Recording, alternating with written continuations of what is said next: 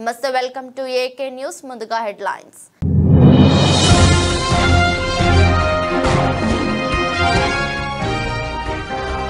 Skill యూనివర్సిటీపై కీలక ఆదేశాలు జారీ చేసిన సీఎం రేవంత్. ముసాయిదాలోని అంశాలపై పలు సూచనలు చేసిన సీఎం డిప్యూటీ సీఎం.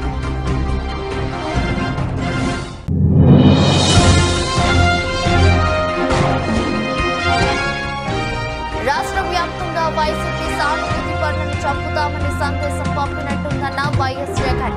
ఢిల్లీ వెళ్లి ఏపీలో రాష్ట్రపతి పాలన అడుగుతామని వెల్లడి.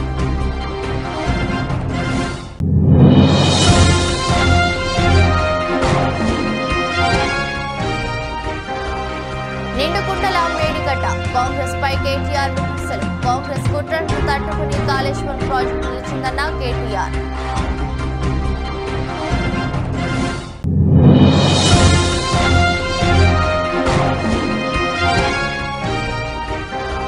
తాడిపత్రిలో అడుగుపెట్టిన పెద్దారెడ్డి హైటెన్షన్.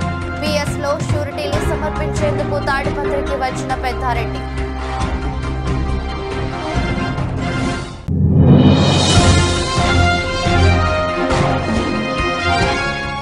ధోని రిజ్వాన్ లో మెరుగు ఎవరిలో పాక్ జర్నలిస్టు నెట్టింట పోస్టుపై హర్భజన్ సింగ్ తీవ్ర ఆగ్రహం. ఇలాంటి ప్రశ్న అడిగిన విలేకరిపై హర్భజన్ సింగ్ గుస్సా.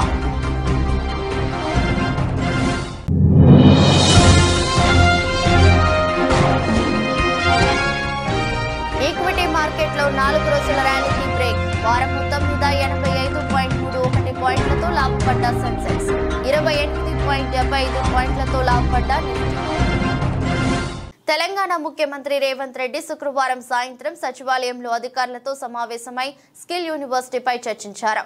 ఈ సమావేశంలో ఉప ముఖ్యమంత్రి మల్లు భట్టి విక్రమార్క, ప్రభుత్వ సలహాదారులు కేశవరావు, ప్రొఫెసర్ కోదండరాం, సంబంధిత అధికారులు పాల్గొన్నారు.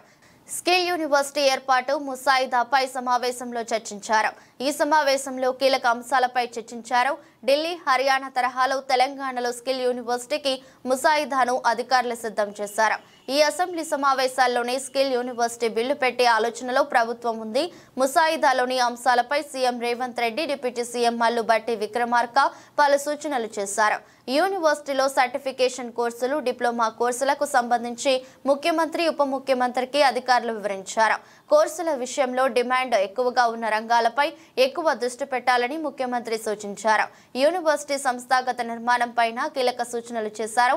శిక్షణ పూర్తయిన విద్యార్థులకు ఉద్యోగ, ఉపాధి అవకాశాలు కల్పించేలా ప్రణాళికలు సిద్ధం చేయాలని ఆదేశించారు.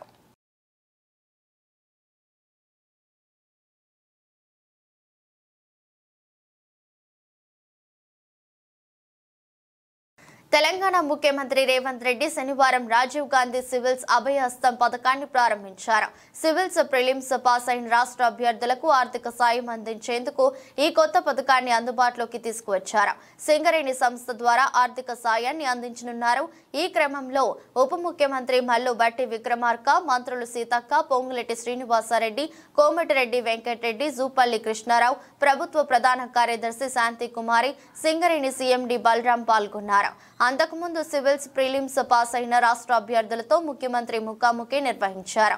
డిఎస్సి పరీక్షలు ముగియగానే గ్రూప్ 2, 3 పరీక్షలు నిర్వహిస్తే తమకు ప్రిపేర్ కావడానికి సమయం లేకుండా ఉంటుందని అభ్యర్థులు విజ్ఞప్తి చేశారు. దీంతో డిసెంబర్ నెలకు వాయిదా వేసినట్లు చెప్పారు. తెలంగాణ యువత ఆశలను నెరవేర్చుతున్నామని చెప్పడానికే తాను తన మంత్రులు కలిసి మీతో సమావేశమయ్యామన్నారు. మీకు అందరికీ తెలుసు, తెలంగాణ రాష్ట్రం ఏర్పడిన తర్వాత 10 సంవత్సరాలలో ఇచ్చిన ఏ నోటిఫికేషన్ కూడా ఇచ్చిన సమయానికి పరీక్షలు నిర్వహించిన సందర్భమే లేదు. దానికి కారణం ఏదైనా అయి ఉండొచ్చు, వాళ్ళ ఆలోచన విధానాలు ఏమైనా ఉండొచ్చు. కానీ తీరని నష్టం. యుక్త వయసులో ఉజ్వల భవిష్యత్తును ఆలోచన చేసి కోచింగ్ సెంటర్లలో తిరుగుతూ మధ్యతరగతి, దిగువ తరగతి కుటుంబాలు, తల్లిదండ్రులు కష్టపడి రూపాయి జమ చేసి ఇక్కడికి పంపిస్తే అమీర్పేట్ చౌరస్తాలను, దిల్సుఖ్ నగర్లను, అశోక్ నగర్లను, వివిధ కోచింగ్ సెంటర్ల చుట్టూతో తిరుగుతూ సంవత్సరాల కొద్ది పరీక్షలు వాయిదా పడుతూ సంవత్సరాల తర్వాత పరీక్షలు నిర్వహిస్తే ఫలితాలు వచ్చే లోపల మీరు కష్టపడి చదివిన పరీక్షా కేంద్రాల్లో మీకు ఇచ్చిన ప్రశ్నపత్రాలు అంతకంటే ముందే జిరాక్స్ సెంటర్లలో పల్లి బఠానీల్లాగా అమ్మినప్పుడు ఆ విద్యార్థుల యొక్క బాధ, భావోద్వేగం మేము కళ్ళతో చూసినాం, అర్థం చేసుకున్నాం. అందుకే వచ్చిన ఎంబడే తక్షణమే తెలంగాణ పబ్లిక్ సర్వీస్ కమిషన్ని రద్దు చేసి అనంతపురం జిల్లా తాడిపత్రిలో హైటెన్షన్ వాతావరణం నెలకొంది. వైసీపీ మాజీ ఎమ్మెల్యే కేతిరెడ్డి పెద్దారెడ్డి తాడిపత్రికి చేరుకున్నారు. పెద్దారెడ్డిని అనంతపురం జిల్లా నుంచి బహిష్కరించాలని జేసీ ప్రభాకర్ రెడ్డి నిన్న తీవ్ర వ్యాఖ్యలు చేసిన సంగతి తెలిసిందే. పెద్దారెడ్డి తాడిపత్రికి వస్తే పంచే ఉడదీసి కొడతామని జేసీ హెచ్చరించారు. ఈ నేపథ్యంలో పెద్దారెడ్డి రాకతో తాడిపత్రిలో ఉద్రిక్త పరిస్థితులు నెలకొన్నాయి. పోలింగ్ సందర్భంగా జరిగిన ఘర్షణలో అరెస్ట్ అయిన పెద్దారెడ్డికి హైకోర్టు షరతులతో కూడిన బెయిల్ మంజూరు చేసింది. ఈ క్రమంలో షూరిటీలు సమర్పించేందుకు ఆయన అనంతపురం నుంచి తాడిపత్రికి వచ్చారు. నేరుగా తాడిపత్రిలోని పోలీస్ స్టేషన్ కు చేరుకున్న పెద్దారెడ్డి షూరిటీలు సమర్పించి సంతకం చేసి వెళ్లిపోయారు. షూరిటీలు సమర్పించిన తర్వాత పెద్దారెడ్డిని ఎక్కువసేపు తాడిపత్రిలో ఉంచకుండా పోలీసులు అనంతపురంకు తరలించారు. పెద్దారెడ్డి కూడా అడ్డు చెప్పకుండా తాడిపత్రి నుంచి వెళ్లిపోయారు. దీంతో అందరూ ఊపిరి పీల్చుకున్నారు. 2 నెలల తర్వాత పెద్దారెడ్డి తాడిపత్రికి రావడం గమనార్హం. పల్నాడు జిల్లా వెనుకొండలో రషీద్ అనే యువకుడు దారుణ హత్యకు గురి కావడం తెలిసిందే. ఏపీ మాజీ సీఎం వైసీపీ అధినేత జగన్ నేడు వెనుకొండలో రషీద్ ఇంటికి వెళ్లారు. తీవ్ర విషాదంలో ఉన్న రషీద్ కుటుంబ సభ్యులను పరామర్శించారు. హత్య ఘటన జరిగిన తీరును అడిగి తెలుసుకున్నారు. రషీద్ కుటుంబానికి ప్రగాఢ సానుభూతి తెలిపారు. హత్య చేసేటంత ఫ్యాక్షన్ కక్షలు కూడా లేవని, మరి ఈ ఘటన ఎలా జరిగింది అని రషీద్ కుటుంబ సభ్యులను ఆరా తీశారు. మీరన్నా వైసీపీ అన్నా రషీద్ కు ఎంతో అభిమానమని తల్లిదండ్రులు జగన్ కు వివరించారు. ఈ హత్య వెనుక ఎవరు ఉన్నా వదిలేది లేదని, రషీద్ కుటుంబానికి అండగా ఉంటామని ఈ సందర్భంగా జగన్ హామీ ఇచ్చారు.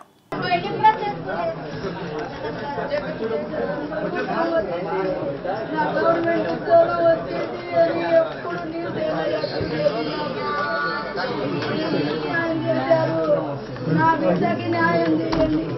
పోలీసులు చేపిస్తారు, మీరు చేస్తారు.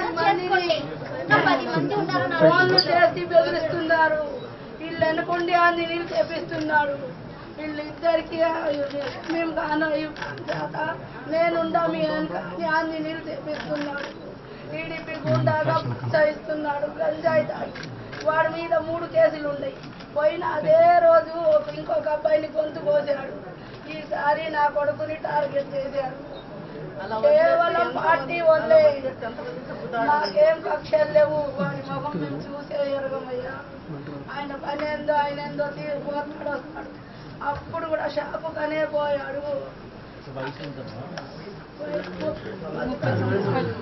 29 ఉంటాయ్యా.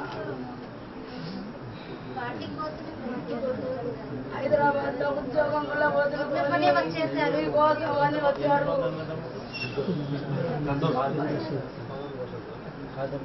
అమ్మాయి చెల్లెలు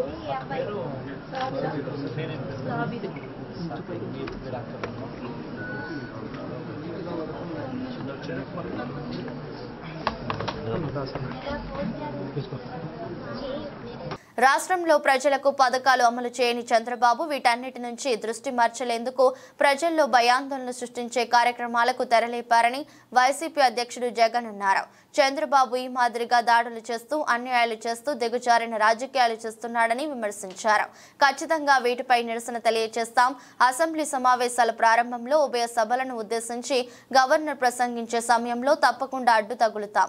రాష్ట్రంలో శాంతి భద్రతలపై గవర్నర్ను నిలదీస్తూ వైసీపీ గలం వెప్పుతోంది. అందులో భాగంగానే ఇప్పటికే ప్రధాని నరేంద్ర మోదీ అపాయింట్మెంట్ అడిగాం. అమిత్ షా రాష్ట్రపతి అపాయింట్మెంట్ కూడా తీసుకుంటాం. వీళ్ళందరినీ కలిసి రాష్ట్రంలోని పరిస్థితులపై వివరిస్తాం. ఏపీలో రాష్ట్రపతి పాలన పెట్టాల్సిన అవసరం ఎంతైనా ఉందనే విషయాన్ని వారి దృష్టికి తీసుకెళ్తామని జగన్ స్పష్టం చేశారు. కేసు పెట్టామని అంటా ఉన్నారు. నేను అడుగుతా ఉన్నా, మరి కేసు పెట్టినప్పుడు ఈ కేసులో ఉట్టిగా జిలాన్ అనే ఒక వ్యక్తి మీదనే కేసు పెట్టి వదిలేయడం ఏమిటి? ఈ ఫోటో ఏమిటి? ఈ ఫోటో కనపడటం లేదా? సాక్షాత్తు స్థానిక ఎమ్మెల్యే భార్యకు కేక్ తినిపిస్తా ఉన్నాడు ఈ చంపిన వ్యక్తి, జిలాన్ అనే వ్యక్తి. కేక్ తినిపిస్తా ఉన్నాడు.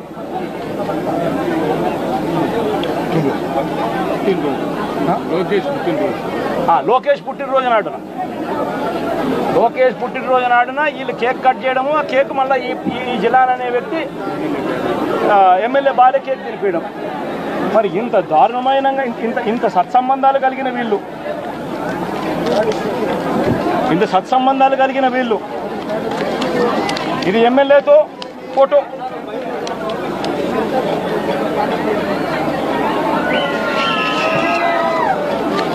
ఈ అయూబ్ ఖాన్తో ఫోటోలు, ఇవన్నీ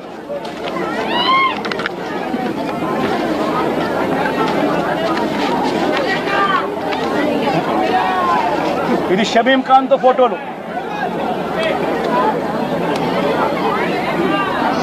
మరి వీళ్ళెవరు కేసులో ఎందుకు లేరు? వీళ్ళందరి మీద కేసు ఎందుకు? నిజామాబాద్ జిల్లా ఆర్మూర్ పట్టణ కేంద్రంలో ముఖ్యమంత్రి రేవంత్ రెడ్డి రుణమాఫీ చేసిన రైతు ప్రభుత్వమని నిరూపించారని బోధన ఎమ్మెల్యే పొద్దుటూరి సుదర్శన్ రెడ్డి అన్నారు. ఆర్మూర్లో జరిగిన రైతుల సంబరాల్లో అంబేద్కర్ చౌరస్తా నుండి మున్సిపల్ కార్యాలయం వరకు జరిగిన ర్యాలీలో ఆయన హాజరై మాట్లాడారు. మాట తప్పని కాంగ్రెస్ పార్టీని ప్రజలు ఆదరించాలని, రానున్న స్థానిక సంస్థల ఎన్నికల్లో గ్రామ పంచాయతీ ఎంపీటీసీలను, జడ్పీటీసీలను, కౌన్సిలర్లను అన్ని స్థానాల్లో కాంగ్రెస్ గెలిచేలా కృషి చేయాలని తెలిపారు. 70 మంది లోన్లు మాఫీ అయ్యేందుకు రోడ్డు మీద నిలబడి మాకు సన్మానం చేసినందుకు వాళ్ళకు కూడా ధన్యవాదాలు. లేకుంటే నేను అంగాపురంలో చూసా, ఎవరు పోతే పట్టించుకోలే నిబంధనలు అది ఎన్నికల బాధ రాకపోతే ఒకసారి మినిస్టర్ ఉన్నప్పుడు పోతే అట్లా అనుకొని నేను కూడా కొద్దిగా వండి ఉంటాను, పనులు చేస్తాను. అయితే కిరాలు అంగాపూర్లో కిరాలు రిపేర్ చేస్తా ఉన్నాను, మినిస్టర్ ఉన్నాను. కిరాలు రిపేర్ చేయగా నాకు తెలిసి వస్తారని పోయినా, పోయే వరకు 78 మంది వచ్చింది. ఆర్మూర్ పట్టణంలోకి మన ప్రియతమ నాయకులు, మా గురువు గారు సుదర్శన్ రెడ్డి గారు ఇక్కడికి రావడం జరిగింది. ముఖ్యంగా ఈ యొక్క కార్యక్రమం ఉద్దేశం వరంగల్ డిక్లరేషన్ ద్వారా రైతులకి 2 లక్షల రుణమాఫీ ఏకకాలంలో చేస్తామని చెప్పినట్టుగా నిన్నటి రోజు 1 లక్ష రూపాయల వరకు ఎవరైతే రైతులు బ్యాంకులలో తీసుకొని ఉన్నారో వాళ్ళందరికీ కూడా 1 లక్ష రూపాయల వరకు నిన్నటి రోజు వాళ్ళ ఖాతాలో పడింది. మన ఆర్మూర్ నియోజకవర్గంకి 5736 మంది రైతులకి నిన్నటి రోజు వాళ్ళ భద్రాద్రి కొత్తగూడెం జిల్లా మనుగూరులోని బీఆర్ఎస్ కార్యాలయంలో మాజీ ఎమ్మెల్యే రేగా కాంతారావు విలేకరుల సమావేశం నిర్వహించారు. ఈ సందర్భంగా కాంతారావు మాట్లాడుతూ కాంగ్రెస్ పార్టీ ఇచ్చిన హామీలు అమలు చేయాలన్నారు. రుణమాఫీ విషయంలో షరతులు లేకుండా ఒకేసారి 2 లక్షలు మాఫీ, కళ్యాణ లక్ష్మితో పాటు తులం బంగారం ఎంతమందికి ఇచ్చారని ప్రశ్నించారు. నగదు బదిలీలు లేని హామీలు అమలు చేస్తూ గొప్పలు చెప్పుకుంటున్నారని విమర్శించారు. ప్రతి మహిళకు 2500 ఎందుకు అమలు చేయలేదు? ఎన్నికల ముందు ఇచ్చిన హామీలు నెరవేర్చే వరకు ప్రజాపక్షాన బీఆర్ఎస్ నిలుస్తోందని, ప్రస్తుతం ఎమ్మెల్యే పాయ్ వెంకటేశ్వర్లు నీకు చేత కాదని ఒప్పుకుంటే నా ట్రస్ట్ నుండి ప్రజల కోసం ఆ డబ్బులు నేను ఇస్తానని దీనికి సిద్ధమేనా అన్నారు. రికవరీకి నోటీస్ పంపితే ఎంత సిగ్గుపడాలి మనం అసలు ప్రభుత్వంలో. అసలు నోటీస్ ఇవ్వాల్సింది నీకు, రేవంత్ రెడ్డికి నోటీస్ ఇవ్వాలి. నువ్వు మహిళలకి 1.5 లక్ష రూపాయలతో పాటు ఆనాడు ఉన్నటువంటి మా ప్రభుత్వం ఇచ్చినటువంటి 1 లక్ష రూపాయల కళ్యాణ లక్ష్మి తులం బంగారం ఇస్తున్నాను. ఇవాళ జరిగినటువంటి పెళ్లిలకి ఈ రోజు వరకు జరిగినటువంటి ప్రతి పెళ్లికి ఎన్ని పెళ్లిలు జరిగినో అన్ని తులాల బంగారం ఇవ్వాలి అని చెప్పేసి నీకు రికవరీ నోటీస్ పంపించాలి. అట్లాగే 15,000 రూపాయలు ఇస్తానన్నావు రైతు భరోసా కింద. ఇయాటి వరకు రైతు భరోసా ఇవ్వలేదు.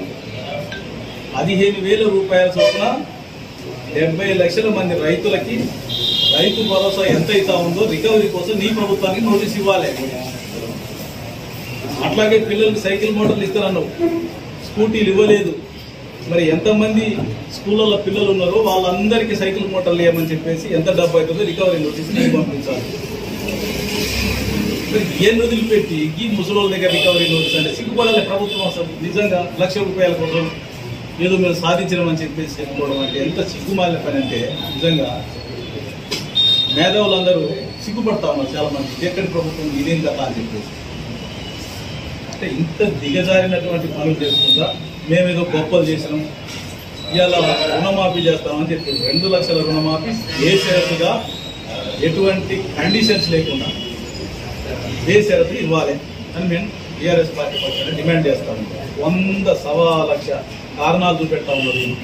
అన్ని 2 తెలుగు రాష్ట్రాల్లో భారీ వర్షాలు కురుస్తున్నాయి. నదులు, వాగులు, వంకలు పొంగి ప్రవహిస్తున్నాయి. తెలంగాణలోని మేడిగడ్డ ప్రాజెక్టుకు వరద నీరు పోటెత్తుతోంది. ప్రాజెక్టు నిండు కుండలా మారింది. ఈ నేపథ్యంలో బీఆర్ఎస్ వర్కింగ్ ప్రెసిడెంట్ కేటీఆర్ స్పందిస్తూ కాంగ్రెస్ ప్రభుత్వంపై ధ్వజమెత్తారు. మేడిగడ్డ ఎందుకు పనికి రాకుండా పోయిందని సీఎం రేవంత్ రెడ్డి సహా ఇతర కాంగ్రెస్ నేతలు సోషల్ మీడియా చేసిన ప్రచారం పనికి రాకుండా పోయిందని తెలిపారు. కాంగ్రెస్ కుట్రలను తట్టుకుని కాళేశ్వరం ప్రాజెక్టు నిలిచిందని, నిండు కుండల మేడిగడ్డ బ్యారేజీ ఉందని చెప్పారు.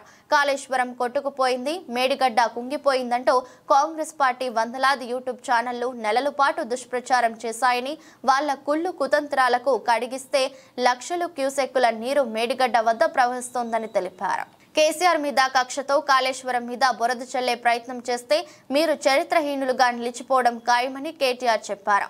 ఎవరు ఎన్ని కుట్రలు చేసినా తెలంగాణకు జీవధార కాళేశ్వరం ప్రాజెక్టు అని అన్నారు. త్వరలోనే మేడిగడ్డ ప్రాజెక్టు సందర్శనకు వెళ్తున్నామని తెలిపారు. ముఖ్యమంత్రి చంద్రబాబు ఆదేశాల ప్రకారం వరద బీభత్సానికి గురైన వేలేరుపాడు మండలం అల్లూరు నగర్, రామారం, ఉదయనగర్ గ్రామం, మాదారం గ్రామాలను ఆంధ్రప్రదేశ్ రాష్ట్ర సమాచార, పౌర సంబంధాలు, గృహ నిర్మాణ శాఖ మంత్రి కొలుసు పార్థసారథి సందర్శించారు. అక్కడి పరిస్థితులను అధికారులను అడిగి తెలుసుకున్నారు. మంత్రి పలువురు టీడీపీ ఎమ్మెల్యేలు, సంబంధిత శాఖ అధికారులు, టీడీపీ నాయకులు తదితరులు ఉన్నారు.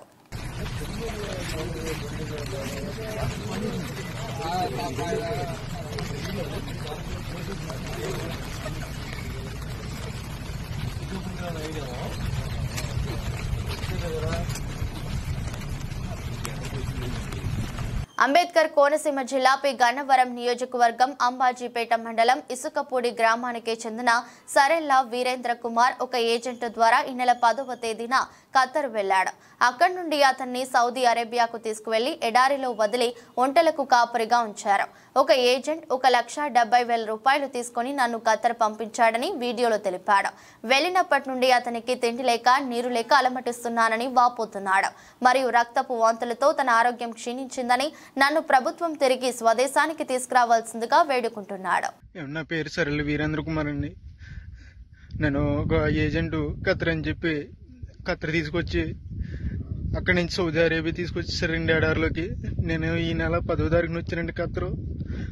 అక్కడి నుంచి 11వ తారీఖున సాయంకాలం నన్ను సౌదీ అరేబియా ఎడారిలోకి తీసుకొచ్చేసారండి.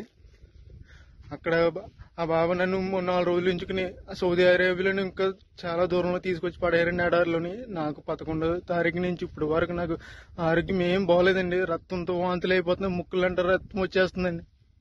ఇప్పుడు వరకు బాత్రూమ్కి వెళ్ళలేదండి. నేను బాత్రూమ్ రావట్లేదండి. చాలా ఇబ్బందులు ఎదుర్కొన్నానండి. ఎవరైనా పెద్ద మనిషితో నాకు సాయం చేయండి. నన్ను ఈ నరకం నుంచి నన్ను కొంచెం బయటపడండి. ఏలూరు జిల్లా వేలేరుపాడు మండలంలో పర్యటిస్తున్న రాష్ట్ర గృహ నిర్మాణ శాఖ మంత్రి కొలుసు పార్థసారథికి చేదు అనుభవం ఎదురైంది. మంత్రి కొలుసు పార్థసారథిని మాదారం గ్రామస్తులు నిలదీశారు. వరద ముంపులో ఉన్న తమకు కనీస సౌకర్యాలు కల్పించలేదంటూ ఆందోళన చేపట్టారు.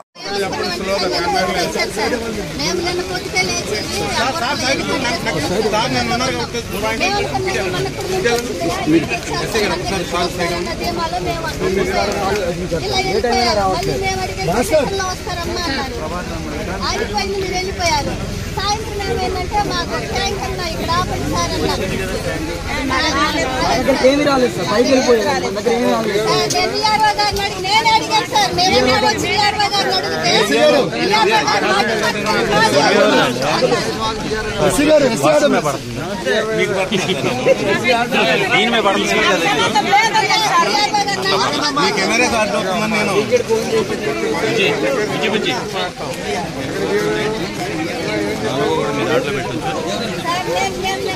వాతావరణంలో మార్పుల ద్వారా ఎగువ ప్రాంతాలలో ఏలూరు జిల్లాలో పడుతున్న భారీ వర్షాల నేపథ్యంలో ఏలూరు జిల్లా వ్యాప్తంగా ఉన్న కాలువలు, వాగులు, నదులు విస్తృతంగా ప్రవహిస్తున్న నేపథ్యంలో ప్రజల యొక్క ఆస్తి ప్రాణాలకు నష్టం జరగకుండా పలు జాగ్రత్తలు తెలియజేశారు. ఈ వాగులు, వంకలు, ఈ వరదల ప్రభావంతో, వర్షాల ప్రభావంతో కొంచెం ఉధృతంగా ప్రవహిస్తున్నందున కొన్ని ఇంటర్నల్ రోడ్స్ మునిగి ఉంటాయి. అవి కొంచెం త్వరగా వెళ్ళాలన్న ఆతృతతోటి కొందరు ప్రయాణికులు సాహసం చేయడానికి ప్రయత్నిస్తుంటారు. దయచేసి అట్లాంటివి చేయొద్దు. పోలీస్ పికెటింగ్ కూడా పెట్టడం జరిగింది. అయినా కూడా ప్రజల తరపున కూడా అలాంటి వాగులు వెహికల్స్ తోటి కానీ నడకతో కానీ దాటడానికి ప్రయత్నం చేయవద్దు. ఇలాంటి ఇన్సిడెంటే మనకి ఇప్పుడు చూసుకుంటే చాలా లక్కీగా ఒక 5 మెంబర్స్ని వేలేరుపాడు మండలంలో అతి కష్టం మీద రెస్క్యూ చేయగలగడం జరిగింది. కాబట్టి ఇట్లాంటి ఇష్యూస్ ఉన్నాయి. కాబట్టి ఈ వాగుల్ని మీరు దాటడానికి అనవసరమైన సాహసం చేయొద్దు. ఈ వరదలు వానలు వృద్ధి తగ్గే వరకు మీరు ప్రయాణాలను కొంచెం రిస్ట్రిక్ట్ చేస్తారు. రాష్ట్రంలో ఉన్న 20 లక్షణాలకు పైగా కమ్మరి వడ్రంగి వర్గానికి చెందిన వారి సమస్యల సాధన కోసం ఆదివారం నాడు పెద్ద ఎత్తున ధర్నా కార్యక్రమం జరుగుతుందని విశ్వ బ్రాహ్మణ మనమయ్య సంఘం గౌరవ అధ్యక్షులు కుందారం గణేష్ చారి తెలిపారు. ఈ ధర్నా కార్యక్రమంలో ప్రతి ఒక్క విశ్వ బ్రాహ్మణ సభ్యులు పాల్గొని రాష్ట్ర ప్రభుత్వానికి కనువిప్పు కలిగేలా చేయాలని ఆయన ఒక వీడియో సందేశం ద్వారా మీడియా ప్రతినిధులకు విడుదల చేశారు.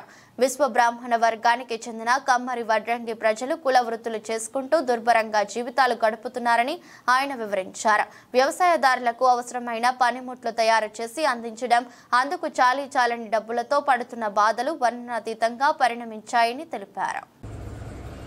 నమస్కారం అండి. నేను కుందారం గణేశాచారి, విశ్వబ్రాహ్మణ మనమయ సంఘానికి గౌరవాధ్యక్షుడిగా పనిచేస్తున్నాను.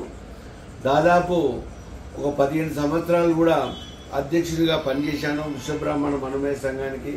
గల్లీ నుంచి ఢిల్లీ వరకు మరి దాదాపు 10 మంది ముఖ్యమంత్రులతో కూడా మా సమస్యల గురించి పోరాటం చేశాను గతంలో. ఇప్పుడు మా తమ్ముడు కృష్ణమాచార్య అధ్యక్షుడిగా, సుంకోలు కృష్ణమాచార్య అధ్యక్షుడిగా, రాళ్ళబండి విశ్వచారి ప్రధాన కార్యదర్శిగా, కోశాధికారిగా తాటికొండ శ్రీరాములు గారు మరి ఆయన కార్యవర్గం పనిచేస్తున్నారు. చాలా సంతోషం. మరి మా సమస్యలు కొన్ని సమస్యలు పరిష్కరించుకున్నాం గతంలో. మరి ఇప్పుడు కూడా ఈ ఫారెస్ట్ విషయంలోకి వస్తే మరి కట్టె మిషన్లు, వ్యవసాయదారులు పనిముట్టు చేసే కట్టె మిషన్ల గురించి చాలా బాధ పెడుతున్నారు. ఇది మేము ఢిల్లీ దిగ్గజ క్రికెటర్ మహేంద్ర సింగ్ ధోనిని ఓ పాక్ జర్నలిస్టు తమ దేశ క్రీడాకారుడు మహ్మద్ రిజ్వాన్ తో పోల్చడంపై మాజీ క్రికెటర్ హర్భజన్ సింగ్ తీవ్ర ఆగ్రహం వ్యక్తం చేశాడు. వీరిద్దరిలో గొప్ప ఆటగాడు ఎవరంటూ సదరు జర్నలిస్టు ధోని రిజ్వాన్ ఫోటోలను షేర్ చేశాడు. దీనిపై హర్భజన్ సింగ్ తీవ్ర ఆగ్రహం వ్యక్తం చేశాడు. ఎక్కువ అనుభవం లేని ఆటగాడిని ధోనితో పోల్చడం సరైంది కాదని విమర్శించారు. రిజ్వాన్ బ్యాటింగ్ సత్తాను తక్కువ చేయనని, ధోనితో సరితూగే ప్లేయర్ మాత్రం కాదని స్పష్టం చేశారు. ఈ రోజుల్లోనూ ఇలాంటి చెత్త ప్రశ్నలు అడగడం దారుణం. రిజ్వాన్ కంటే ధోని చాలా ముందున్నాడు. ఇందులో ఎలాంటి అనుమానం అక్కర్లేదు. నిజాయితీగా సమాధానం ఇవ్వాలి. రిజ్వాన్ ఆటను నేను కూడా ఇష్టపడతా. నిబద్ధతతో ఆడేందుకు ఎల్లవేళలా ప్రయత్నిస్తాడు. అయితే ధోనితో రిజ్వాన్ ను పోల్చడం తప్ప. ఇప్పటికీ ప్రపంచ క్రికెట్లో అతడే నెంబర్ 1. వికెట్ల వెనుక అత్యంత చురుగ్గా వ్యవహరించిన వికెట్ కీపర్లు చాలా అరుదు. ఈ జాబితాలో ధోనినే టాప్ అని హర్భజన్ సింగ్ అన్నారు. ధోని నాయకత్వంలో భారత్ వన్డే, T20 ప్రపంచ కప్లతో పాటు ఛాంపియన్స్ ట్రోఫీ విజేతగా నిలిచిన విషయం తెలిసిందే. 4 ఏళ్ల క్రితం ధోని అంతర్జాతీయ క్రికెట్కు గుడ్ బై పలికాడు. ప్రస్తుతం IPL మాత్రమే ఆడుతున్నాడు. గతేడాది వరకు CSK కెప్టెన్గా వ్యవహరించాడు. అతడి సారథ్యంలోనే CSK 5 ట్రోఫీలు నెగ్గింది.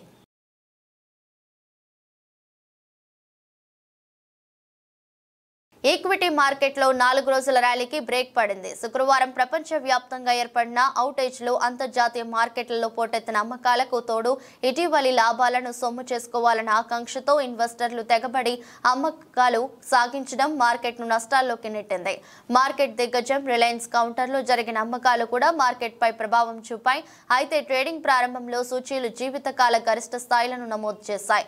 సెన్సెక్స్ 81,587.76 పాయింట్లు, నిఫ్టీ 24,854.80 పాయింట్ల జీవితకాల గరిష్ట స్థాయిలను తాకాయి. కానీ చివరికి సెన్సెక్స్ 738.81 పాయింట్ల నష్టంతో 80,604.65 వద్ద ముగిసింది.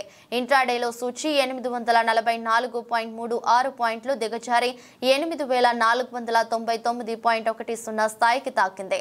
ఇంట్రాడేలో 292.70 పాయింట్లు నష్టపోయి 24,588 128.15 పాయింట్ల కనిష్ట స్థాయిని నమోదు చేసిన నిఫ్టీ చివరికి 269.95 పాయింట్ల నష్టంతో 24,530.90 వద్ద ముగిసింది. వారం మొత్తం మీద సెన్సెక్స్ 85.31 పాయింట్లు, నిఫ్టీ 28.75 పాయింట్లు లాభపడ్డాయి. మార్కెట్లో ఏర్పడిన భారీ పతనంతో బీఎస్ఈలో లిస్ట్ అయిన కంపెనీల మార్కెట్ విలువ ఒక్క రోజులోనే 7.94 కోట్లు దిగజారింది. మార్కెట్ ముగిసే సమయానికి 4,46,38,826.75 కోట్ల వద్ద స్థిరపడింది.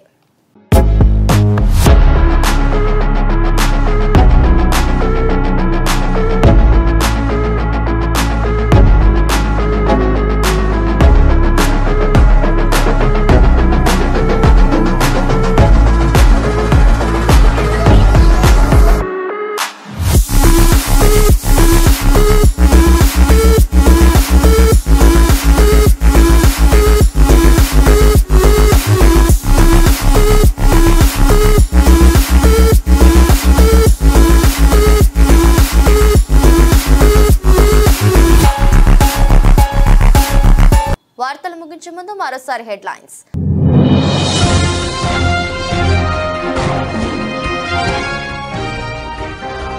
స్కిల్ యూనివర్సిటీపై కీలక ఆదేశాలు జారీ చేసిన సీఎం రేవంత్. ముసాయిదాలోని అంశాలపై పలు సూచనలు చేసిన సీఎం డిప్యూటీ సీఎం.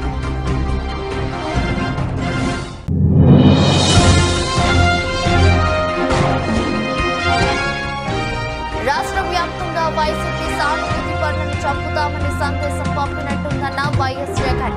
ఢిల్లీ వెళ్లి ఏపీలో రాష్ట్రపతి పాలన అడుగుతామని వెల్లడి.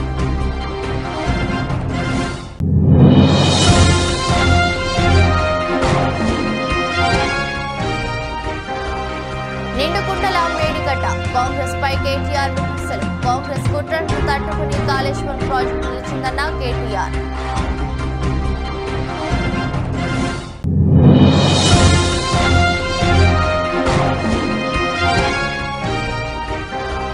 తాడిపత్రిలో అడుగుపెట్టిన పెద్దారెడ్డి హైటెన్షన్. పిఎస్ లో షూరిటీలు సమర్పించేందుకు తాడిపత్రికి వచ్చిన పెద్దారెడ్డి.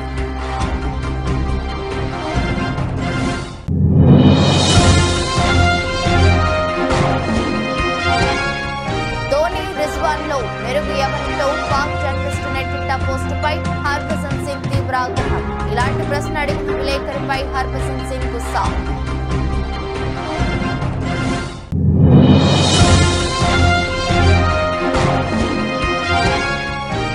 ఈక్విటీ మార్కెట్లో 4 రోజుల ర్యాలీకి బ్రేక్. వారం మొత్తం మీద 85.31 పాయింట్లతో లాభపడ్డ సెన్సెక్స్, 28.75 పాయింట్లతో లాభపడ్డ నిఫ్టీ. ఈ దృష్టి బులెటిన్ మరో బులెటిన్లో మళ్ళీ కలుద్దాం. అంతవరకు సెలవు, నమస్కారం.